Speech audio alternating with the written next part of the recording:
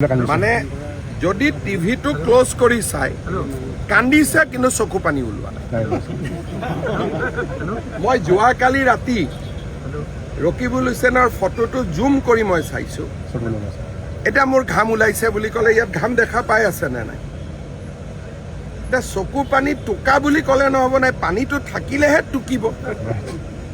এতিয়া আপোনালোকে যদি টিভিত চাই তাত আজিকালিতো বহুত মেকানিক্স ওলাইছে যে ভিডিঅ'টো যদি আপুনি ChatGPTত দি দিয়ে তাত সুধিব পাৰে যে এই মানুহজনৰ চকুত কিমান পানী আছে।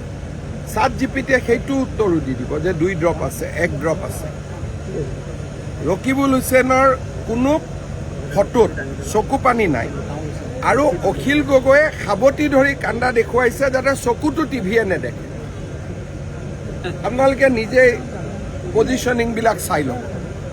এওঁলোক সংখ্যালঘু মানুহৰো শত্ৰু আৰু সংখ্যালঘু মানুহকো ন্যায় যিসকল 71 চনৰ আগত অহা ভাৰতীয় নাগৰিক তেওঁলোকে ডিচিৰ ওচৰত গৈ আবেদন কৰক। আমিতো কেতিয়াও কোৱা নাই যে আপোনালোকক আমি ৰাস্তা ঘাটত ৰাখিম। আৰু ইমান চৰত মোৰ মাটি আছে, মই তেওঁলোকক একদম লেণ্ড দি দিম।